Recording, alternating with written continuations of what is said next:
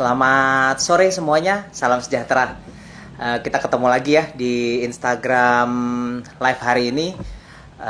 Hari ini kita akan bahas salah satu topik ya, salah satu topik yang cukup banyak ditanyakan oleh orang tua, yaitu topik tentang ibu yang bekerja, working mom ya. Kenapa banyak pertanyaan? Ya tentunya karena ini ada adaptasi kebiasaan baru ya. Jadi semuanya banyak yang mulai kerja dari rumah, mulai ngerasain yang tadinya kerjanya terpisah sama ngajar anak-anak, sekarang ngajar iya, bersih-bersih rumah iya, kerjanya juga iya, ngantor iya, kayaknya semuanya serba iya, ya kan? Jadi akhirnya belakangan banyak yang mengalami kesulitan. Nah, hari ini kita akan kedatangan tamu ya. Saya khusus mengundang beliau, seorang dokter anak. Kenapa saya undang dokter anak ini? Karena dokter anak ini saya pengen menjadikan suatu gini.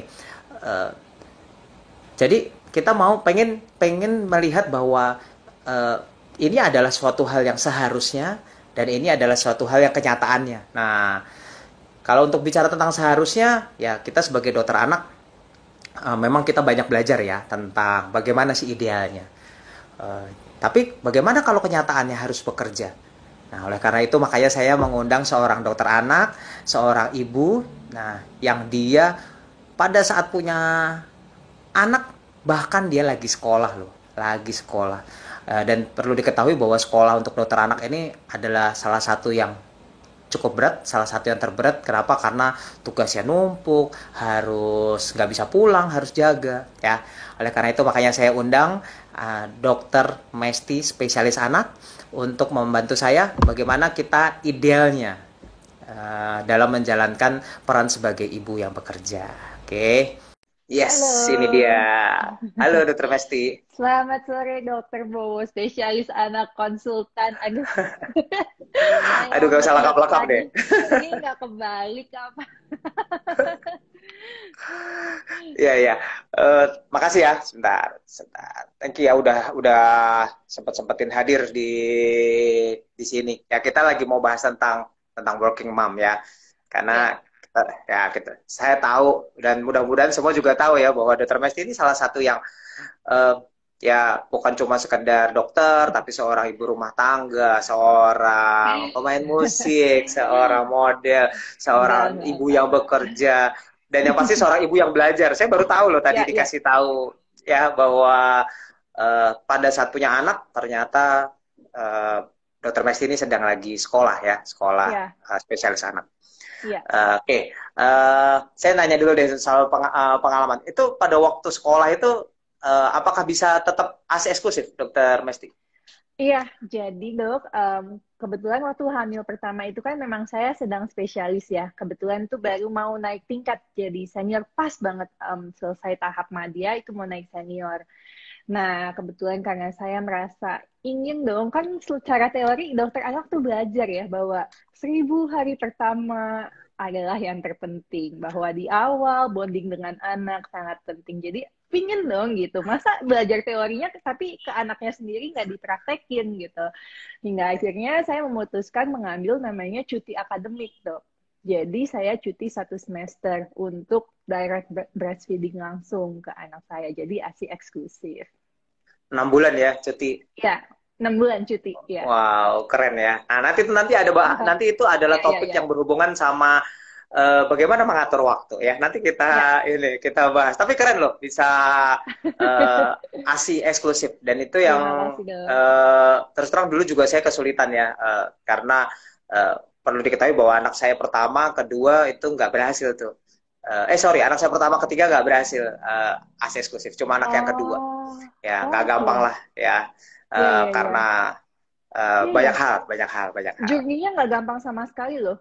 Teori Ya, sama kemudian praktek, waduh, beda banget. beda banget ya. Ya, beda Apalagi sekali. kalau sambil bekerja, pasti lebih sulit. Iya, iya. Bekerja lebih sulit. Kemudian untuk dokter spesialis anak aja sulit loh. Aku nggak kebayang apalagi ibu-ibu yang clueless, yang belum sempat baca buku dan lain-lain. Makanya ada Yes, tentang anak juga. betul, betul. Makanya nih Iya. sebenarnya kenapa saya undang kan kalau pada kenapa saya undang Dokter Mesti karena kita tahu apa yang seharusnya, tapi kita tahu juga di kenyataannya nggak segampang itu loh, nggak Iya, segampang yang iya, kita bicarain ya. banget Betul. dok. Kalau gampang perlu diketahui, saya ngurus anak aja pernah sampai nangis saya. Ah, Bayangin, sama karena dok. udah hopeless, sudah nggak tahu lagi ini mesti apa gitu. Jadi kebayang Iya, ya, iya. yang tahu teorinya aja kita udah sempet ya rasanya hopeless. Yap, Tapi mudah-mudahan semua yang dengerin semangat. yap, Oke, Dokter Besti, ini pertanyaannya banyak banget ya. Mudah-mudahan kita waktunya cukup kita yap. bahas satu-satu. Sebenarnya untuk ibu kan kebanyakan tentang ibu bekerja. Ibu Yes. bekerja ini banyak yang bertanya tentang gimana sih taunya si anak ini stres atau enggak sih kalau ditinggal? Karena kadang-kadang ibunya aja was-was. Ini Ya, mau ya. ninggal. Jadi ada yang namanya adalah separation anxiety. Tapi kalau udah tahap lebih parah, namanya separation anxiety disorder. Nah, ini biasa sekali terjadi pada bayi sampai usia anak prasekolah gitu. Nah, sebenarnya sih bayi beda-beda karena memang karakter bayi kan karakter anak kita tahu beda-beda ya. Ada yang easy, ada yang slow to warm up, ada yang difficult gitu. Nah, ternyata banyak sekali yang mengalami itu sekitar usia 9 bulan. Kadang dimulai dari usia 4 sampai 5 bulan.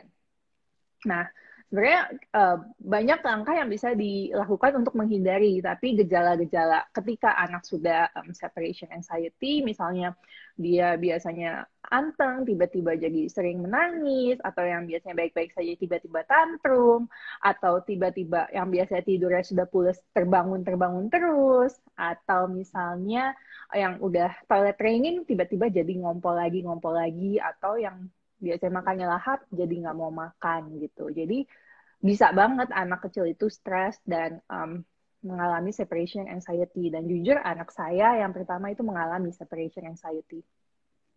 Karena waktu itu harus ditinggal sekolah ya. Iya, dan salahnya saya adalah, aduh, bentar lagi saya sekolah, saya puas-puasin semua waktu saya sama dia. Jadi like 24/7 sama saya. Jadi saya sebelum saya balik ke rumah sakit, saya nggak membiasakan dulu nih, setidaknya misalnya dititipin dulu sama neneknya atau bapaknya, saya tinggal pergi selama seminggu 2 minggu, biasain sejam 2 jam. Nah itu saya nggak lakukan. Jadi habis itu ya terjadilah. Rewel. Ya, ya Nah, rewel sekali. ya. Tapi emang itu yang mesti di ini ya, yang apa? Yang perlu dilihat bahwa yang perlu diingat bahwa semua usia ternyata sebetulnya bisa-bisa aja ya ngalamin stres. Bisa, Segala bisa. usia. Jadi Ya, jangan bayangin bayi nggak pernah stres ya. ya, betul. Nah, Ya. biasanya separation anxiety ini kan sampai anak prasekolah, tapi setelah itu pun masih banyak, bisa aja ada yang mengalami, bahkan sampai dewasa pun ada juga yang mengalami separation anxiety. Ya, betul betul.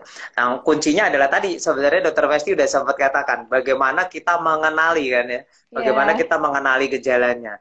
Nah, gimana kita mengenali gejalanya sebetulnya ya yang paling penting adalah kita harus bisa awasin loh. Kita harus bisa mengawasi dengan baik ya kan. Kita mesti lihat observasi. Ya, perubahan-perubahannya. Iya, observasi. Nggak bisa kalau sempat ada yang nanya, pengennya satu kali lihat udah langsung tahu. It's impossible lah. Kita semuanya serba observasi. ya. Ada Dan perubahan orang yang tua yang harus observasi.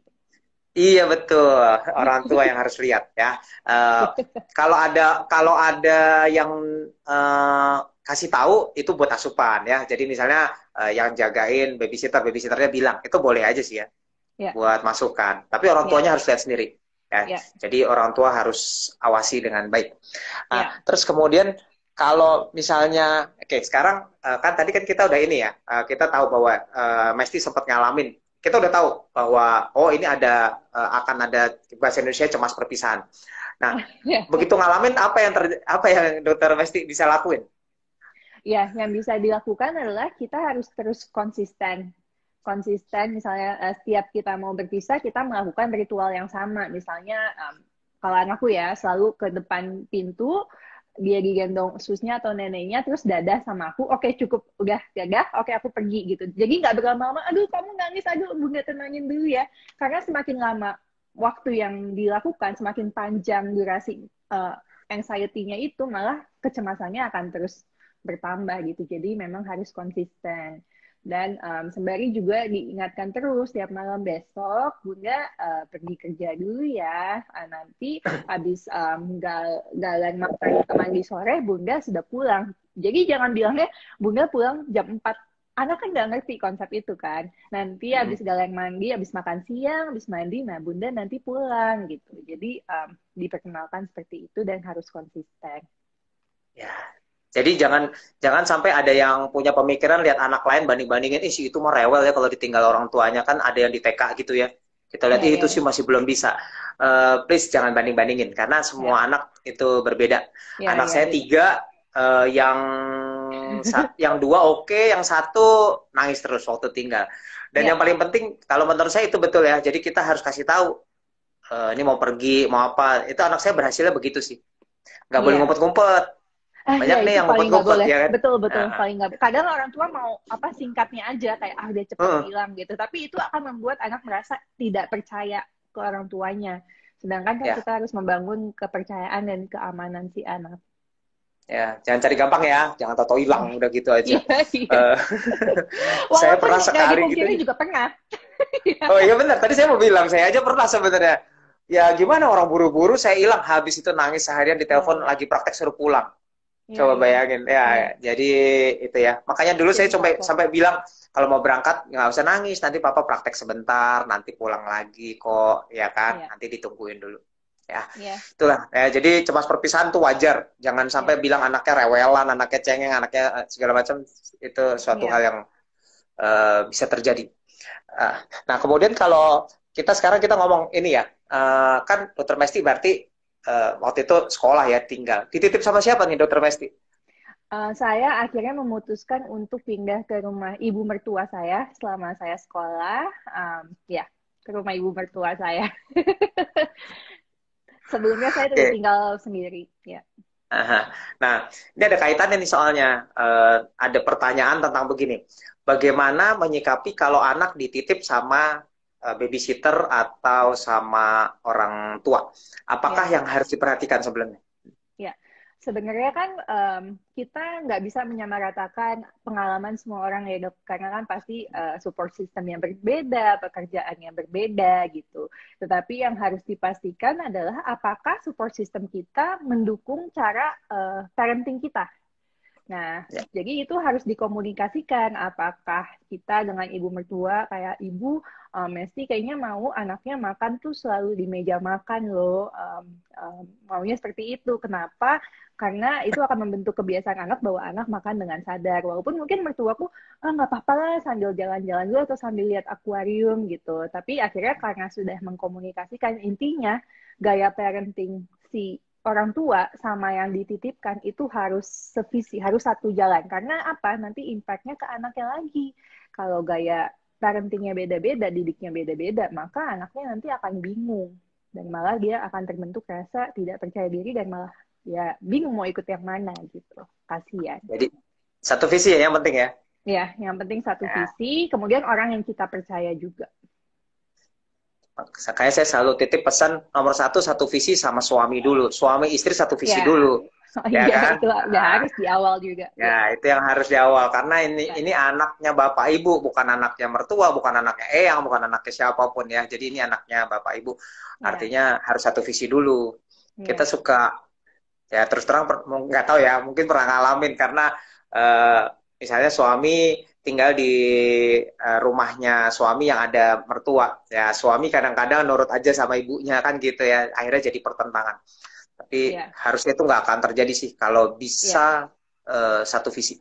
Dan Ya, harus bisa komunikasikan sih. Komunikasi ya. harus jalan. Nah, kalau begitu biasanya menurut Dokter Mesti, apakah waktu itu juga dari pengalaman, apakah dikasih tahu dulu apa yang harus dilakukan atau gimana, Dokter Mesti? Nah, kalau aku cukup beruntung ya, karena memang ibuku itu salah satu pendidik usia dini. dan memang Oh, punya sekolah usia dini Montessori gitu. Jadi memang kalau untuk mendidik anak aku cukup percaya sih kalau untuk edukasi atau stimulasinya gitu. Cuman ada beberapa hal yang kayak misalnya masalah makan kan jadi nggak langsung pindah kan. Jadi beberapa waktu kan lihat dulu nih gaya parentingnya gimana. Kemudian tapi kalau untuk parenting kebetulan memang ibu mertua aku udah tahu. Justru aku biasanya mengedukasi mamaku gitu kayak ah, kayak misalnya memuji nih, yang dipuji tolong usahanya ya, bukan hasil, wah kamu pinter banget, kamu cakep banget, kamu cantik banget gitu. Karena sebenarnya kan yang penting itu bagaimana anak terus bersemangat untuk lebih baik lagi, lebih baik lagi. Sedangkan kalau dia terus dipuji pinter, cantik, cakep, berarti dia merasa, oh ya udahlah gue udah seperti itu gitu. Tapi nanti ketika dia nggak dipuji dia akan bertanya-tanya, gue nggak cukup ya, kok gue nggak dipuji gitu. Jadi lebih menekankan sih ke ibuku gitu kayak mah tolong lebih ke usahanya. Kemudian kayak mamaku kan suka sport mainan. Kalau ibu mertuaku sih kan ya udah ngerti lagi ya. Kalau mamaku suka belanja ini kayak oh mainan banyak banget terus aku mohon maaf tapi kami mendidik Galen tidak seperti itu gitu. Jadi sepertinya mainan Galendra sudah cukup banyak. Jadi next time kalau mau kasih tanya dulu ya. Jadi lebih banyak yang kalau mau apa tanya dulu ya kita komunikasi dulu. Tuh. oh gitu. Jadi kesindir nih, saya suka suka beliin mainan mulu. Aduh, Sampai iya. diomelin sama istri. Mainannya seguro. Kayaknya saya yang pengen main sebenarnya. Ya Tapi emang. alasannya anaknya yang dibeliin. Terus kemudian gini, ada nggak sih sesuatu yang harus dipastikan bahwa misalnya kita titip ke orang tua atau ke babysitter, tadi nomor satu kan visinya harus satu ya. Terus kita Ya, juga tahu, terutama visi dan bagaimana dia ngajarin yang baik. Ada nggak sih yang perlu kita pastiin ya, ya, babysitter atau orang tua harus tahu gitu, yang ya, selain visi gitu ya? ya. Ya, kalau aku boleh jujur ya, aku ganti babysitter 6 kali. 6 kali. Kenapa? Karena aku percaya, karena kan pada akhirnya nih, misalnya aku lagi sekolah spesialis, aku tahu aku berangkat dari subuh sampai maghrib aku baru pulang. Anak akan sebagian besar waktu di rumah sama neneknya dan babysitter. Dan aku perlu tahu bahwa nenekku tuh juga, ibu mertuaku juga punya kesibukan loh. Dia udah bukan ibu, jadi bukan aku menyerahkan tanggung jawab ke ibu mertuaku kan, malah merepotkan juga gitu. Iya. Jadi aku selain diskusi sama mertua, aku harus memastikan bahwa babysitter itu memiliki karakter yang baik, selalu ingin belajar dan memiliki sikap yang kalau aku lihat, oh oke, anakku akan meniru seperti dia and it's okay gitu. Jadi ketika ada babysitter yang mukanya murung terus, komplain terus, oh no no no no, anakku nanti akan dengan mudah mengikuti dia gitu. Apakah aku mau? Tidak. Makanya aku tuh suka bingung banget kalau ada yang orang tua misalnya ngedumel, aduh kok babysitterku gini gini gini gitu. Aduh tapi ribet antar ganti lagi. Oh no, anakmu itu kan asetmu untuk masa depan kamu gitu. Do you want him or her to be like the babysitter gitu? Karena itu krusial banget gitu. Jadi yang penting adalah mom and dad-nya harus pastiin bahwa karakter babysitternya karakternya baik dan mau selalu belajar lebih baik dan jujur. Jadi kalau berbuat kesalahan juga jujur gitu. Nah, sama yang penting adalah ada satu orang di rumah yang bisa menjadi pegangannya si anak, nggak ganti-ganti orang gitu. Kalau di rumah ibuku kan berarti ada ibuku terus, jadi anaknya tahu, oh ini ada tempat aku untuk merasa aman nih, ada nenekku gitu. Jadi ya itu harus dibangun secure, karena sebenarnya kalau dari sisi psikologis juga tadi ada Saskia nih psikolog anak mungkin lebih jelas ya kalau anak itu selalu berganti-ganti pengasuh juga itu nggak baik sebenarnya karena akan menyebabkan anak merasa insecure. Jadi harus ada satu orang yang membuat anak itu selalu merasa secure. Yes, ya. Itu makanya kenapa ya anak-anak saya juga ada babysitternya sih. Tapi ya saya bersyukur sekali ada orang tua saya di rumah. Ya, Jadinya ada yang mengawasi lebih baik. Ya tapi kita juga mengerti kita nggak bisa bilang bahwa semua harus begitu ya. Karena ada yang ya notabene yang ngawasin ya cuma babysitter aja. iya, iya. Ya, Nah, ya eh, itu makanya kalau untuk yang babysitter aja, saya berpesan sebelum kalian mengambil babysitternya, mungkin harus interview banget lah. Kemudian mungkin waktu itu sih yang aku ternyata ngaruh banget adalah bawa anakku untuk lihat komunikasinya gimana sama babysitter itu, babysitternya bisa nggak komunikasi sama anaknya baik. Nah, ternyata itu sih ngaruh. Ya, jadi tetap observasi karena observasi nggak harus ke babysitternya juga. Lihat, baik anaknya ada perubahan watak nggak? Ya kan kita bisa Iya, lihat ya, anaknya ada perubahan perilaku nggak setelah dipegang babysitter kok perubahannya jadi misalnya jadi kurang baik lah, perilakunya jadi kurang baik. Hati-hati ya, iya, iya. kita Nah, iya awasi. benar-benar perubahan perilaku. Tapi kadang memang di awal juga pasti ada perubahan perilaku ya nggak sih dok? Kalau karena belum kenal mau kenal gitu. Tapi biasanya sih nggak lama ya, seminggu 2 minggu udah Ya, adjust. mm. Ya itu pasti sih ada perubahan tiba-tiba dititipin gitu. Ya, ya. Makanya hampir semua babysitter saya semuanya saya selalu bikin kayak tandem gitu. Jadi dia lihat dulu apa yang saya lakuin. Oh iya Orang pasti. mandiin aja lihat saya mandiin dulu kok gitu. Ini mandiin anak segala macam. Lihat nanti dia lakuin saya lihat dulu. Ya memang karena harus ada saya memang selalu juga pilih yang begitu. Satu yang jujur, kedua yang Ya, mau belajar. iya, Ya, ya itu ya paling itu dia. penting. Saya nggak masalah kalau orangnya nggak bisa, tapi mau Iya, belajar. iya Iya, betul. kayak kita dulu bisa semua aja. Ya kan? Sampai sekarang juga nggak bisa-bisa. Iya. Orang saya udah pernah cerita di sini di IG Live. Saya waktu anak pertama udah dokter anak. Itu mandiin anak aja saya bingung bener tuh. Ya kan? Karena kan kita Iya, nggak diajarin. iya, Emang iya. diajarin. Dok, Jadi saya dokter anak anak kan pertama nggak diajarin. cegukan aja saya nangis dok. Oh gitu. Kenapa Tuh. berhenti berhenti? Aduh lagi sekolah dokter anak ya ampun. Ya, Ya, jadi lihat ya bahwa nggak semua kelihatannya kayaknya oh kalau dokter anak semuanya serba ideal. Ternyata nggak ya, semudah itu. Ya, kita ya, juga bukan Tuhan yang tahu semua, tapi di sini kita berbagi. Ternyata ada juga loh kesulitan yang kita alamin. Dan ya, kalau Anda ngalamin ya wajar-wajar aja kok. Jangan ya, dibahas stres, ya kan? ya. Semua orang tua ngalamin.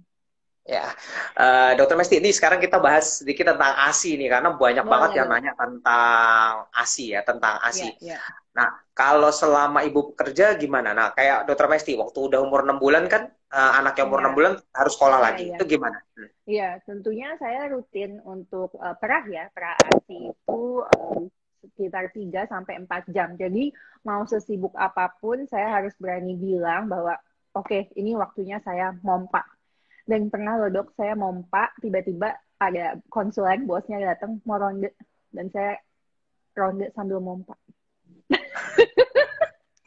Jadi emang harus dipastikan memang, karena kalau enggak nanti produksinya tentu akan terimbas, akan berkurang Ya. jika kita tidak rutin memompa setiap 3 sampai 4 jam. Bahkan ada juga ibu-ibu yang suplainya banyak, jadi harus setiap 2 sampai 3 jam memompa. Ya. Nah, ini suka jadi pertanyaan, mana yang lebih baik? Sebenarnya udah ada pertanyaan, mana yang lebih baik sih sebenarnya? Apakah ASI langsung, apakah ASI pompa, atau yang ASI? Nah, pompanya berapa lama sekali? Apa harus teratur? Apa rasanya kalau udah penuh dipompa? Gitu gimana dok? Ya, jadi yang terbaik adalah tadi memompa teratur sih, karena kan itu bagaimana memberikan good feedback ke otak untuk produksinya juga kan. Jadi Ya. kan biasanya juga rata-rata bayi nyusu setiap 3 jam gitu. Jadi sebaiknya memang setiap 3 sampai 4 jam mompa. Kemudian mana yang lebih baik tentunya kalau ya idealnya, tapi kan semua situasi kita nggak ideal gitu. Kita harus balik kerja, cuti dari pemerintah juga untuk ibu melahirkan hanya 3 bulan ya. ASI perahan juga baik gitu. Tapi mungkin kalau sudah terlalu lama disimpan, kemudian dipanaskan, misalnya kadar lemaknya ada berubah, kemudian kekebalan tubuh di dalam ASInya juga berubah, yang tentunya memang tak sebaik ASI langsung direct breastfeeding gitu, tapi tetap baik. Ya, tapi tetap lebih baik daripada formula pastinya kan? Iya, iya pasti, pasti tetap baik dibandingkan formula. Dan tadi mungkin ada yang lihat IG story saya itu menarik banget bahwa memang ASI um, Express pompa ASI pompa itu memiliki protektif yang cukup baik untuk mencegah terjadinya overweight atau obesitas. Walaupun tidak sebaik ASI langsung, tapi cukup baik untuk mencegah obesitas dan overweight dibanding Oke, susu itu ya. formula. Ya. Dibanding susu formula pastinya. Ya. Susu formula rata-rata jadi overweight memang. Ya, ya, ya. Ya, Dan kalau anak sudah overweight, udah obes, pasti gedenya lebih susah lagi ya dok ya, untuk ya dia betul. kurus. Ya, Ya, jadi anak yang obes dari kecil biasanya nanti di kedepannya akan terus obes dan masalahnya bukan itu, masalahnya ada penyakit gula, penyakit jantung, ya kan ya, stroke yang ya, mengikutinya. Jadi ya, perlu diingat buat orang tua yang terbaik adalah yang pas, bukan yang ya, kegemukan, bukan yang kekurusan. betul. Iya. Aku nemu meme gini. kalian akan senang dibilang gemuk hanya hingga kalian berusia 6 tahun. Jadi Oh, udah yang ya. pas-pas aja gitu. Iya, tentunya kalau lihat profil anak-anaknya dokter Mesti kelihatannya lumayan ya, anaknya Ya, pas, bagus. Kalau pas. anak saya kurus semua, kurus semua. Karena mereka alergi susu sapi berat. Jadi ya itu Oh, struggle-nya saya sih. ya ya Ya, ya. ya, itu Keturunan ya dari struggle-nya ibu bapaknya. ya dari ibu bapaknya betul. Oh, Kebetulan ibunya alergi, bapaknya alergi, ya sudah. Anaknya alergi susu sapi berat, oh, ya bukan ya ya. alergi susu sapi ringan ya, berat. Jadi kenapa dulu kalau boleh share bahwa waktu untuk anak-anak itu ya memang harus dicurahkan lebih banyak karena ya Ya. anak-anak saya memang kebutuhan khusus semua sih mereka. Jadi Oh, makanya oke. kita ngawasin walaupun kerja ya pulang harus ngawasinnya lebih baik lah. Cari babysitter juga sama kayak dokter Mesti beberapa Iya kali. iya. Iya Ya kita iya takut iya. sekali yang asal-asalan gitu ya. Dokter sini pertanyaannya gini. Tadi kan kita udah bahas ya bahwa ya ASI perah tetap baik hampir Ya, sama dengan si ASI langsung. ya. Nah terus kemudian perlu wadah khusus nggak sih? Perlu wadah khusus nggak buat misalnya kan ini kan di kantor, terutama sekarang nih ya, ini kan Ya. ada pandemi ini gimana ya? Wadahnya gimana sebaiknya? Iya, tentunya sih pada prinsipnya adalah wadah yang sesteril mungkin. Kalau misalnya memakai botol kaca atau botol plastik atau kantong ASI menyusui, ya nggak masalah asal memang kalau botol kaca pun bisa jamin bersihkannya baik dan steril. Karena kalau enggak nanti anaknya rentan diare misalnya atau infeksi lainnya. Kemudian tentunya harus punya sendiri ya sebaik mungkin baik alat pompanya kemudian ataupun wadahnya apalagi di era pandemi seperti ini. Eh, Soalnya ada pertanyaan begini, ini ada yang banyak pertanyaan gini, bagaimana cara memerah ASI di kantor kan? Kebanyakan begitu. Tapi yang pertanyaan paling susah menurut saya, ini pertanyaannya adalah gini, saya tenaga medis dan jadi ada seorang ibu yang tenaga medis di rumah sakit yang memegang pasien COVID, bagaimana cara memerah yang aman dan baik? Nah, itu coba. Pertanyaannya berat. Jadi kalau yang merasa bahwa, aduh saya di kantor gimana merahnya? Nah, Anda harus Ya. bayangin, Oh, seorang tentunya kan tenaga kalau medis tenaga memerah. medis.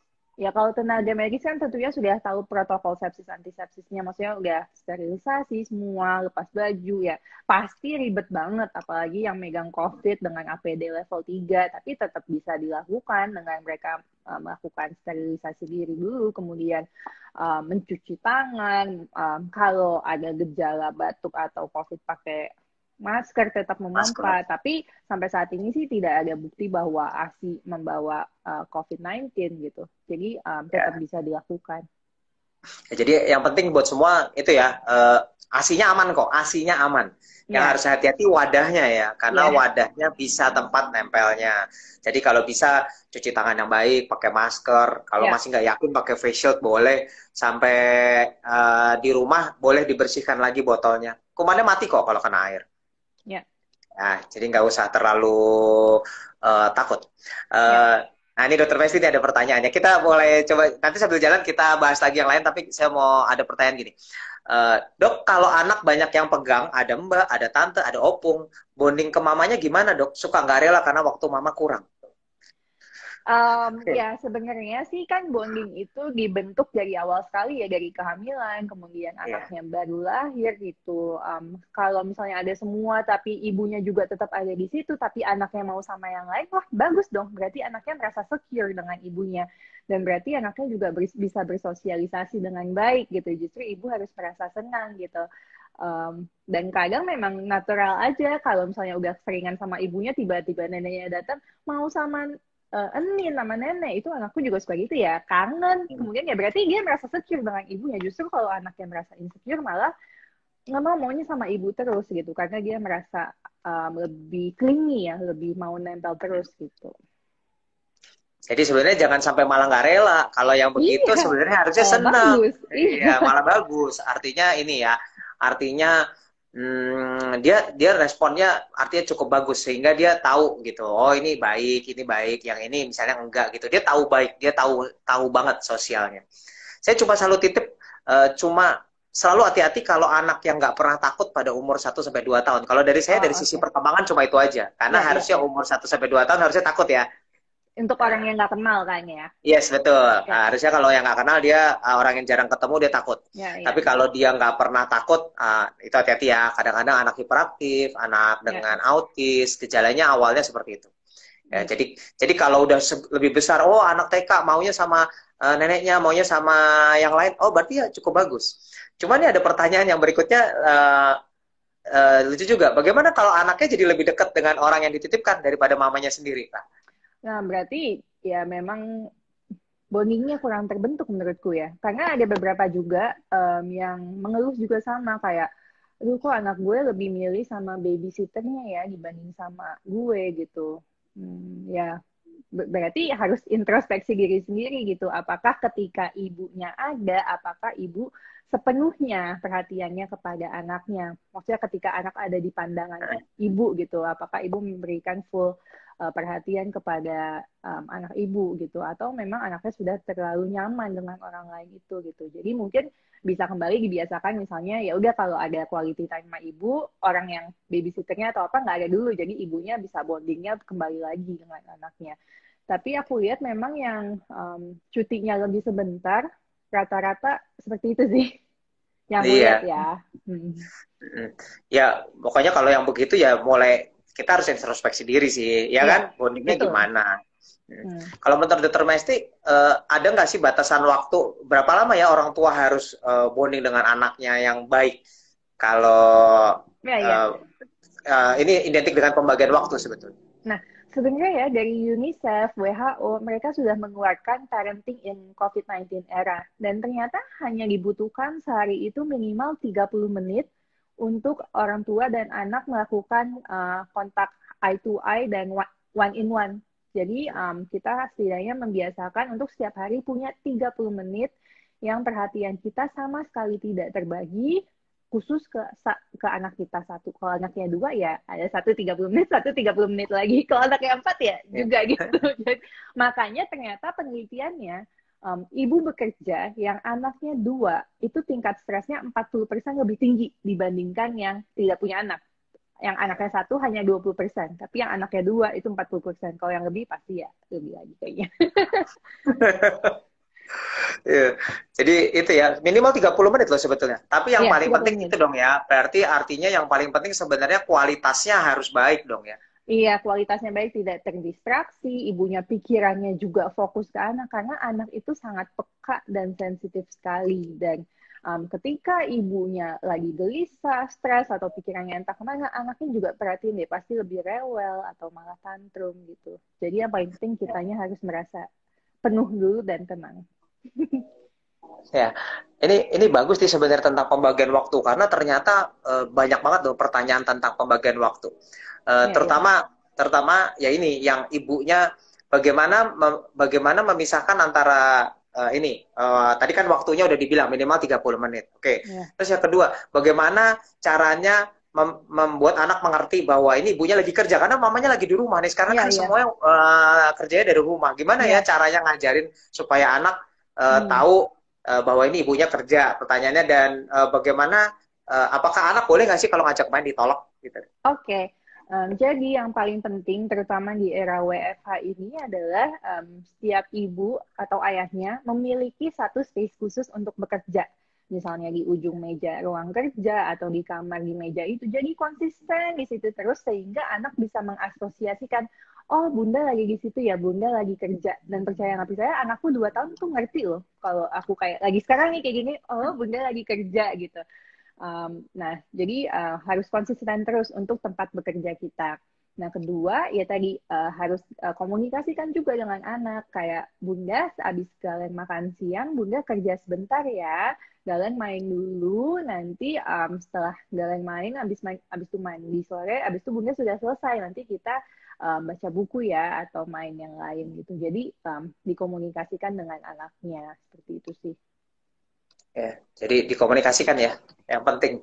Jadi Oh ya, anaknya tahunya lagi kerja.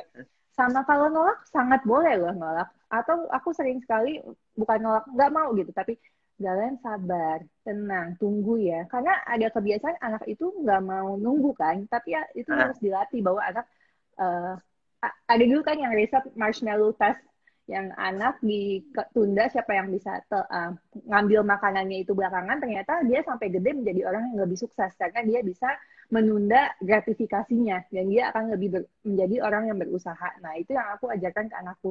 Tunggu ya, sabar ya, tunggu.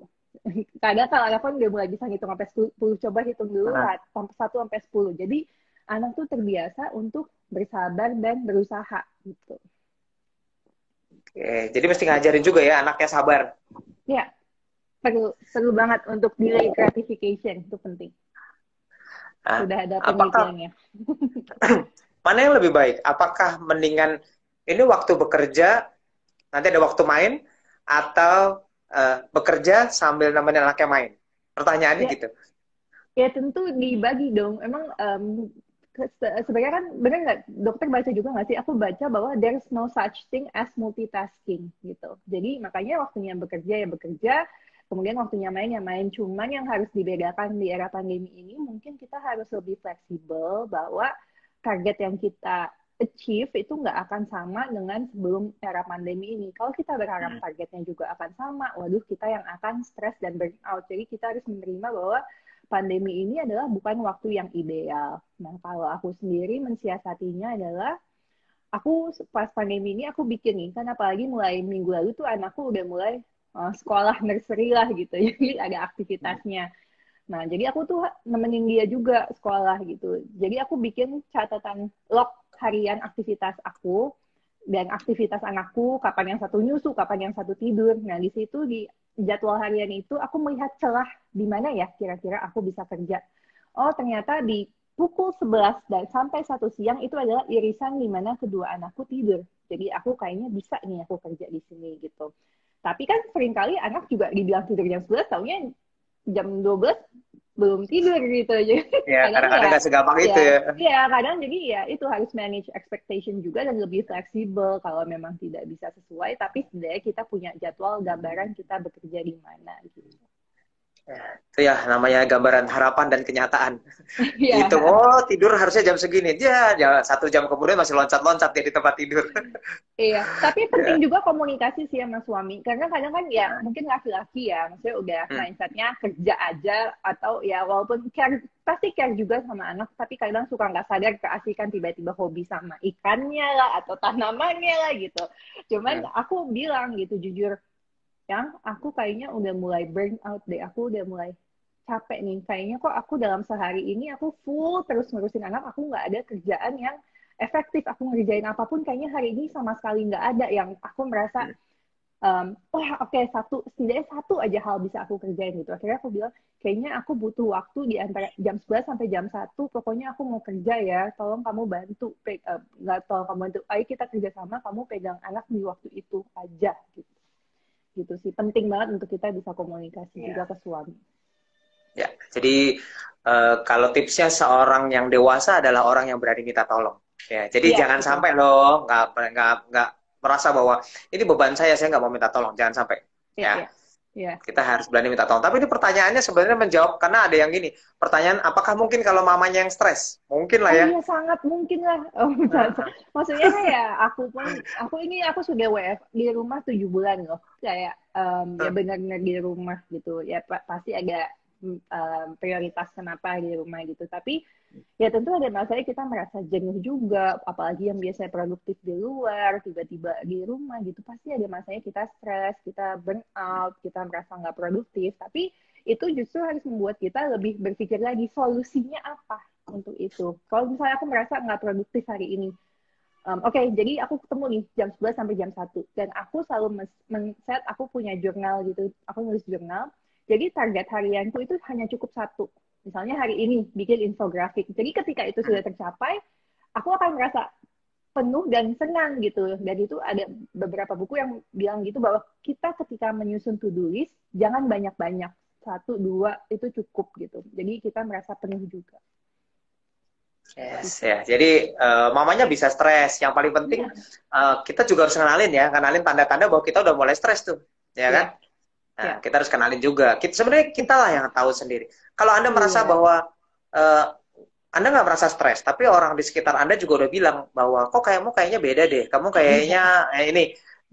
Anda berarti udah waktunya butuh pertolongan. Jangan sampai Iya, denial bilang enggak ada apa-apa gitu.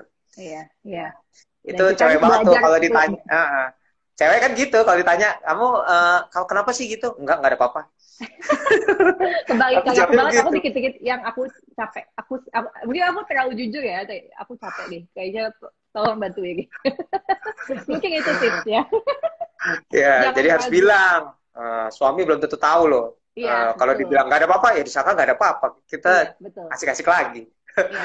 Oke, Dokter Besti ada banyak pertanyaan. Nih, kemudian Boleh, ini, Dok. sejak work from home ini, jujur bayi saya semakin nempel ke maminya. Nah, ini nih yang juga ada pertanyaan. Dia lebih nempel ke mamanya sampai mamanya nggak bisa lepas, mau ngapain aja nggak mau. Karena dia work from home, mamanya di rumah terus.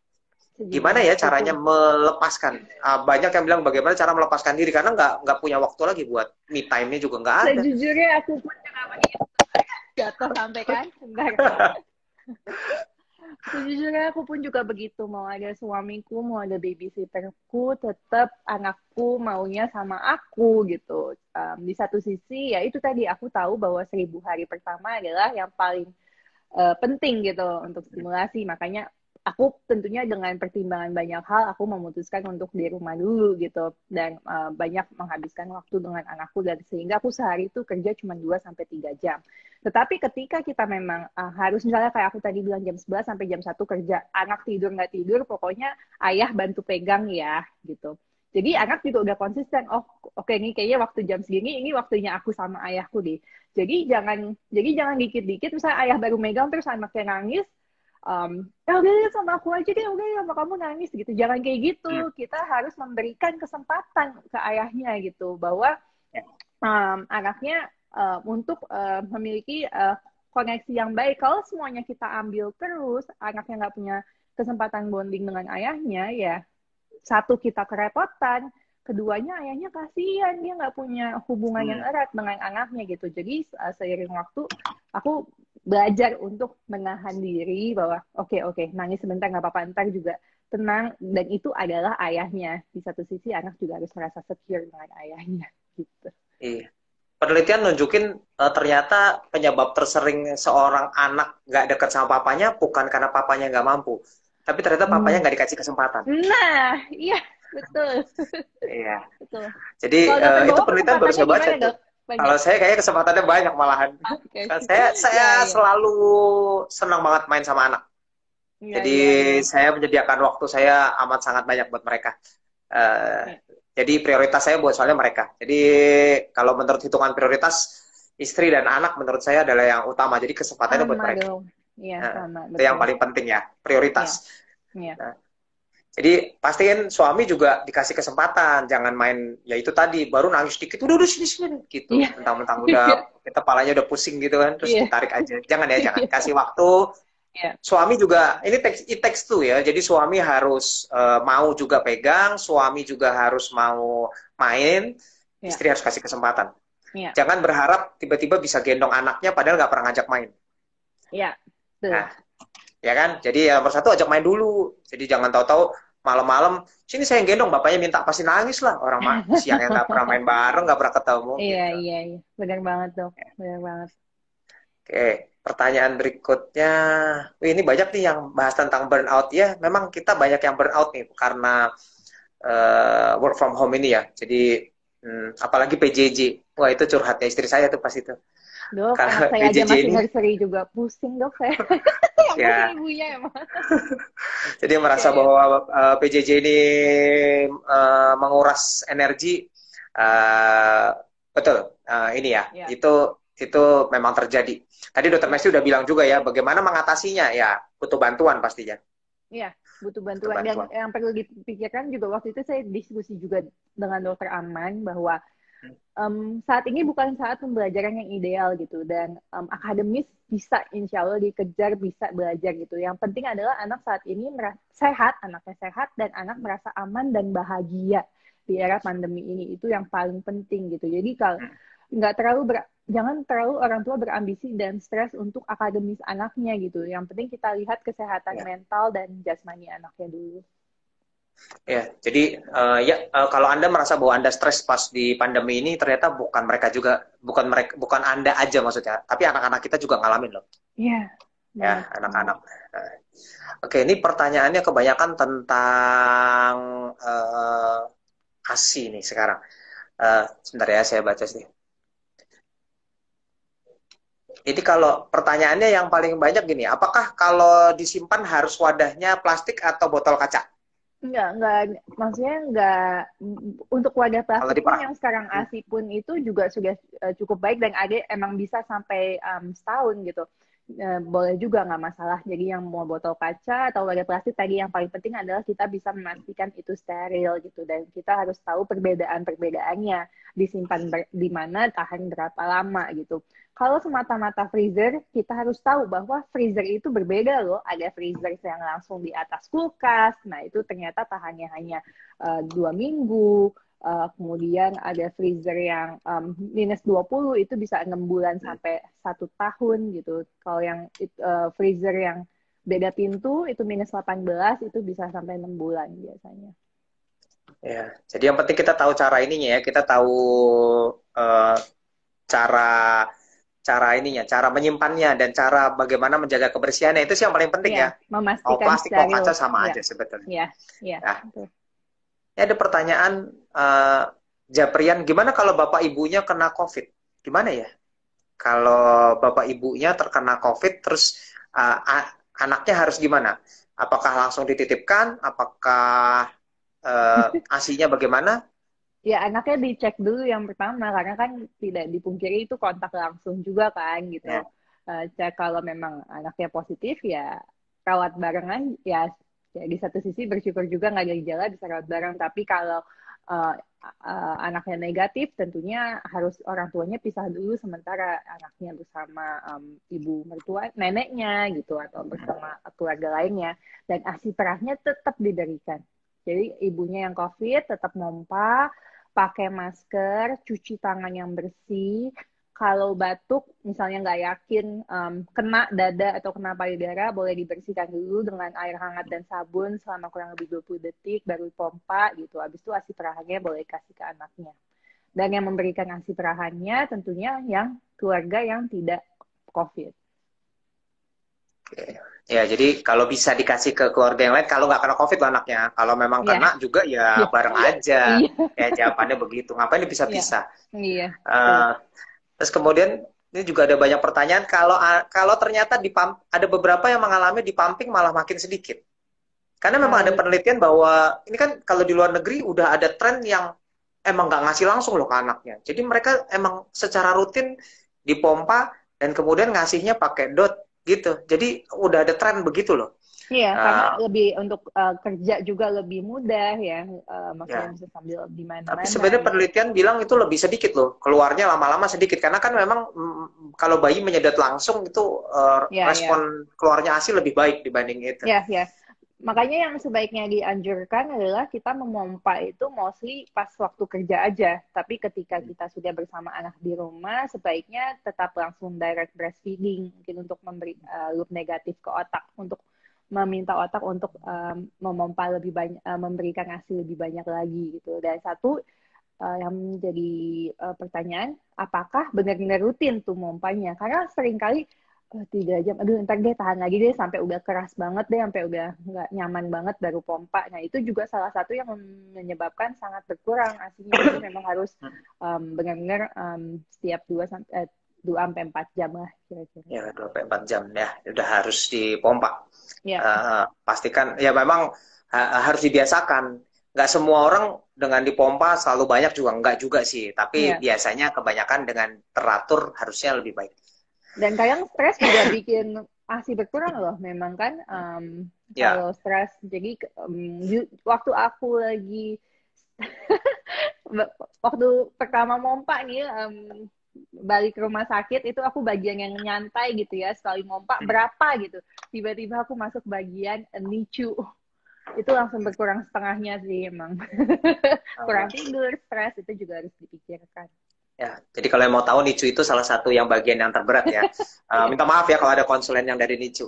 Jadi itu area di mana kita capek banget karena harus ya, jaganya ya, harus kurangnya sih mepet. Ya. ya. Ya.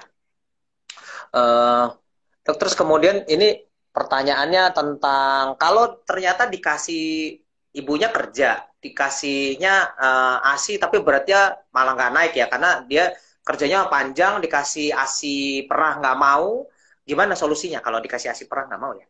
Nah, itu juga ternyata banyak juga kondisi seperti itu. Nah, sebelum itu terjadi, harusnya kita mencegah dulu sebelum itu terjadi. Nah, mencegahnya gimana? Ya tadi, kalau kita sudah mau bekerja, sebaiknya 2 minggu minimal sebelum bekerja, kita sudah membiasakan dengan alat.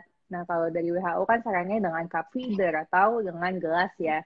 Tapi kadang juga ya nggak, ya maksudnya ada pertimbangan masing-masing lah kalau dengan dot juga gitu. Nah, tentunya nanti harus dievaluasi gitu. Apakah pertama cara pemberiannya benar, kemudian apakah botolnya juga sesuai? Karena kadang anak kan juga mau yang bentuk dotnya juga sesuai dengan puting ibunya. Kedua, apakah dotnya alirannya juga sesuai gitu dengan mirip dengan aliran ibunya. Jadi itu harus dipastikan. Dan sebaiknya dipastikannya sebelum ibunya kembali bekerja. Tapi kalau itu terjadi, sebaiknya dikonsulkan ke dokter anak masing-masing gitu. Jangan sampai Ya. anaknya gagal tumbuh.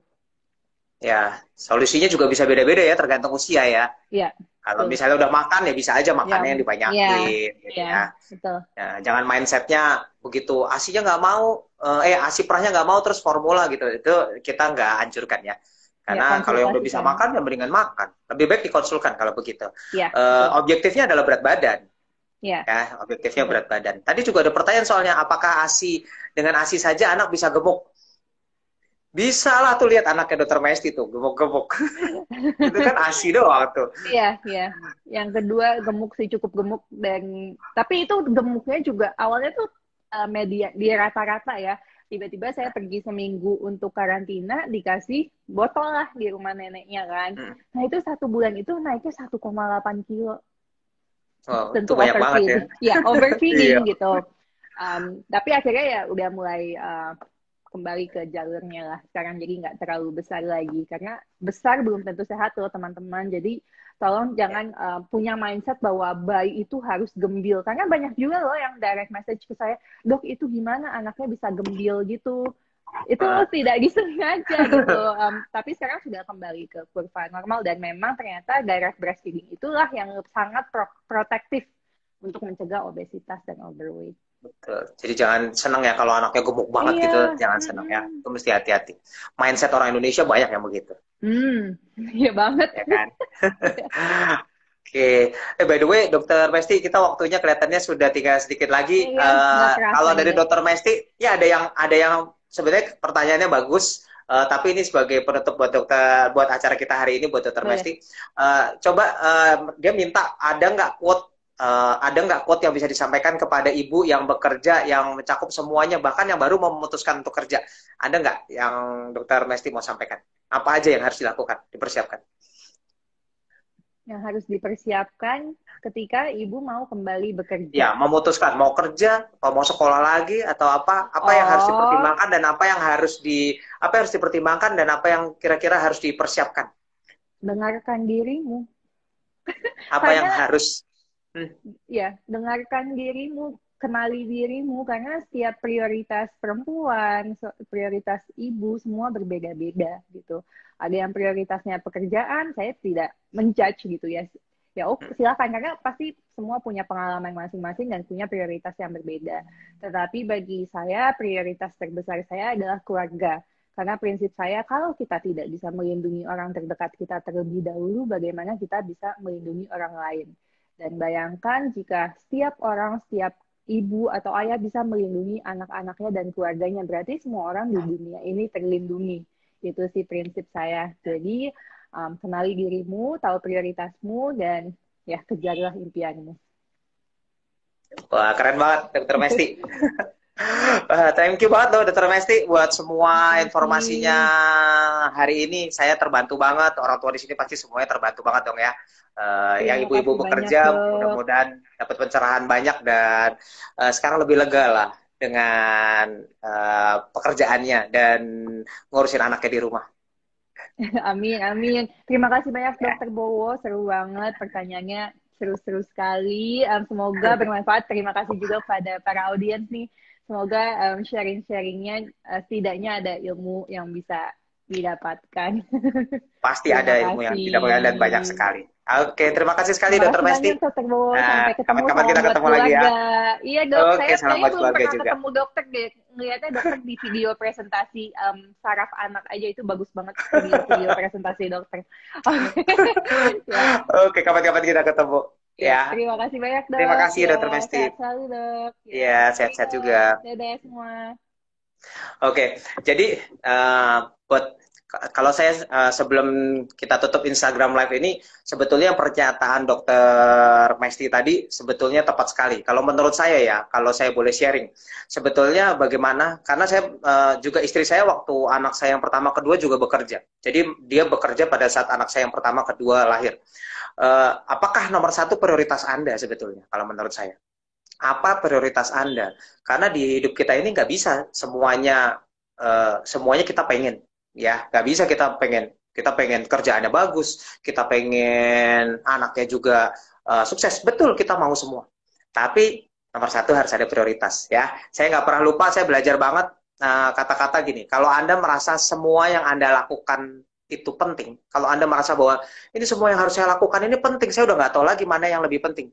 Itu artinya semua yang Anda lakukan itu udah nggak ada yang penting, ya. Jadi kalau Anda merasa semuanya penting, artinya semuanya sudah nggak penting, ya. Jadi nomor satu, kalau saya boleh infokan, please tentukan prioritas. Itu kenapa saya dulu memilih prioritasnya adalah, dan sampai sekarang saya memilih prioritasnya adalah keluarga. Betul, ada yang harus dikorbankan. Kalau mau tahu, uh, anak pertama saya dan anak kedua saya mesti merelakan bahwa saya setiap pagi nggak praktek. Karena istri saya kerja. Banyak orang yang pikir, wah enak dong ya apa dokter anak. Enggak juga, karena saya harus merelakan waktu saya yang pagi yang mestinya juga bisa praktek, bisa bantu orang, kata orang bisa cari uang. Tapi itu saya tinggalkan. Karena saya tahu bahwa di waktu itu istri saya kerja dan saya harus pegang anak-anak saya yang memang anak saya kebutuhan khusus ya, yang mungkin sudah pernah dengar anak saya muntahnya bisa ada yang 10 kali, ada yang 100 kali sehari ya. Jadi itulah dia. Apakah itu disebut pengorbanan? Pada dasarnya menurut saya itu adalah prioritas ya. Jadi tentukan prioritas Anda. Kalau Anda memang memprioritaskan pekerjaan, itu nggak salah ya, nggak salah. Jadi jangan sampai ada yang menjudge, kalau ada ibu pilih kerja, wah itu mah bukan ibu yang baik. No, karena memang ada kebutuhan masing-masing ya. Jadi jangan menjudge seperti itu. Tapi kalau Anda betul memprioritaskan pekerjaan Anda, pastikan tumbuh kembang anak Anda juga baik. Kasih tahu bos Anda. Jadi kayak sekarang work from home, pastikan bilang sama bos Anda, Pak, saya jam segini sampai jam segini saya harus ngurus anak saya. Kasih tahu. Karena kalau Anda nggak kasih tahu, nanti kayak teman-teman saya baik yang mengeluh kerjanya sampai 24 jam sekarang. Mentang-mentang dari rumah. Ya. Jadi pastikan prioritasnya jelas.